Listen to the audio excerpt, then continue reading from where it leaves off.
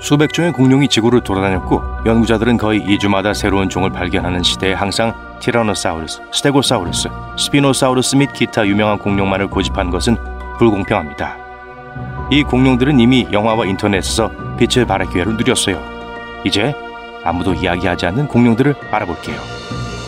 우리 목록의 첫 번째는 토로사우루스입니다. 이 공룡의 특별한 점은 가장 큰 두개골을 가지고 있었다는 겁니다. 두개골이 컸던 이유는 두개골 뒤쪽에서 목을 덮고 있는 프릴 때문이었어요. 이 프릴은 보호 목적보다는 아마도 약간 과시하기 위한 것이었을 거예요. 주름의 뼈는 얇고 구멍으로 가득 차 있었죠. 보시다시피 이 공룡은 트리케라톱스와 매우 유사합니다. 이 두 종이 같은 종인지에 대한 논쟁은 여전히 진행 중입니다. 하지만 점점 더 많은 연구에서 두 동물이 사촌에 가깝다는 사실이 밝혀지고 있습니다. 둘의 크기는 비슷했을 테지만 토로사우루스는 머리가 더 길고 상단에 홈이 있는 긴 프릴뼈를 가졌어요. 또한 프릴 뒤에 뿔이 더 여러 쌍 있었습니다. 어떤 이들은 토로사우루스를 황소도마뱀이라고 부르기도 합니다. 이 친구들은 무리를 지어 살며 식물을 먹었던 것으로 추정됩니다. 그들은 거의 같은 시기에 존재했어요. 하지만 토로사우루스는 어찌된 일인지 인기가 덜한 편에 속하게 되었습니다. 켄트로사우루스는 작은 스테고사우루였습니다. 켄트로사우루스는 역사상 가장 위험이 적은 공룡 중 하나예요. 그 길고 가느다란 가시는 꽤나 훌륭한 방어 메커니즘으로 보입니다. 반면에 스테고사우루스는 더 짧고 더 두꺼운 가시가 있었기 때문에 사용 중에 구부러지거나 부러질 가능성이 적었습니다. 하지만 켄트로사우루스 근처에는 접근하고 싶지 않을 겁니다.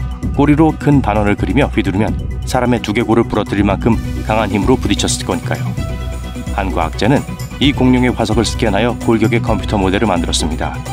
이 모델에 따르면 켄트로사우루스의 유연한 목이 있었습니다. 주위를 둘러보면 흥미로운 일이 일어나고 있는지 또는 위험한 동물이 몰래 다가오는지 확인하는데 매우 유용했을 거예요. 켄트로사우루스는 일반적으로 뒷다리를 곧게 펴고 네 발로 걸었습니다. 컴퓨터 모델에 따르면 켄트로사우루스는 앞다리를 옆으로 벌리고 걸을 수도 있었어요. 아마도 싸움을 할 때 배를 보호하기 위한 방법이었을 겁니다. 스테고사우루스는 꼬리 몸 뒤쪽에 커다란 추처럼 생긴 고리가 있었습니다. 그래서 균형점이 엉덩이에 더 가까웠죠. 쉽게 뒷다리로 서서 꼬리를 휘두를 수 있었던 이유이기도 합니다. 대부분의 사람들은 헤테로돈토사우루스에 대해 들어보지 못했을 거예요. 화석을 통해 공룡이 우리가 생각했던 것보다 훨씬 전에 그리고 우리가 예상하지 못한 곳에서 깃털을 가지고 있었다는 사실이 밝혀졌지만 말입니다. 2008년 고생물학자들은 길이가 5cm도 채 안 되는 새끼 헤테로돈토사우루스의 두개골을 처음으로 발견했어요. 티백보다 작은 크기였습니다. 이 아기 공룡은 상대적으로 큰 눈과 짧은 주둥이를 가졌어요. 정말 흥미로운 점은 일부 과학자들이 예전에는 현대의 멧돼지처럼 생긴 헤테로돈토사우루스의 엄니가 완전히 자란 후에야 나타난다고 생각했지만요. 하지만 이미 조기에 갖고 있었던 것으로 보입니다.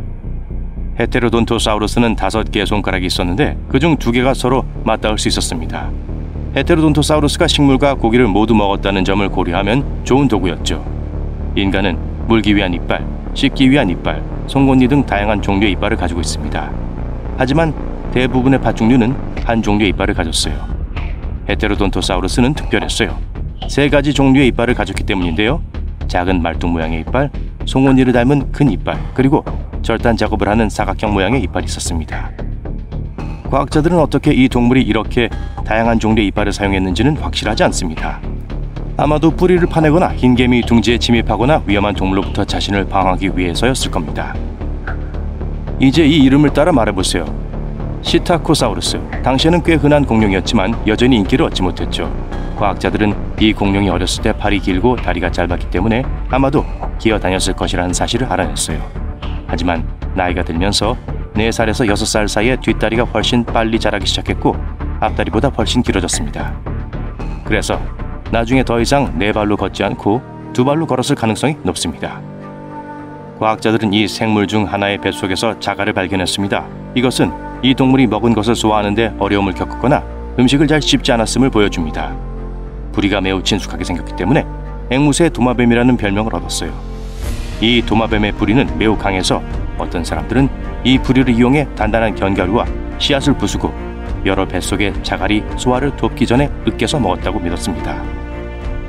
이 공룡은 아마도 수영을 잘했을 거예요. 발이 넓고 꼬리 모양이 물속에서 비교적 쉽게 움직일 수 있도록 도와줬을 겁니다. 일부 과학자들은 이들이 대부분의 시간을 강과 호수에서 수영하며 보냈을 것으로 추정하기도 합니다. 2004년 연구자들은 꽤 귀여운 걸 발견했어요. 24마리의 어린 앵무 도마뱀이 함께 모여있는 모습이었죠. 새끼라고 하기엔 너무 커서 둥지를 떠난 10대 도마뱀들이 서로를 돕고 자신을 더 잘 방어할 수 있는 무리를 형성한 것일 수 있습니다. 하지만 그 계획은 잘 이루어지지 않은 것 같습니다. 이걸 보세요. 스티지 몰로크 또는 스틱스 악마라고도 불립니다. 두개골의 뼈로 된 가시와 혹이 있는 평화로운 채식주의 동물이었어요. 대부분의 과학자들은 스티지 몰로크가 파키케팔로사우루스의 어린 형태라고 생각하지만 예전에는 별개의 종이라고 생각했습니다. 스티지 몰로크는 더 유명한 사촌인 파키케팔로사우루스보다 몸집이 작지만 더 튼튼하고 목이 꽤 두꺼웠어요. 이 공룡은 작은 앞다리와 긴 뒷다리를 가진 공룡으로 높이가 1m 정도로 보통 사람의 절반 수준이었어요. 거대하고 사나운 공룡의 세계에서 이것은 위험하게 들리지 않지만 이 동물은 매우 두꺼운 두개골 덮개를 가지고 있었어요.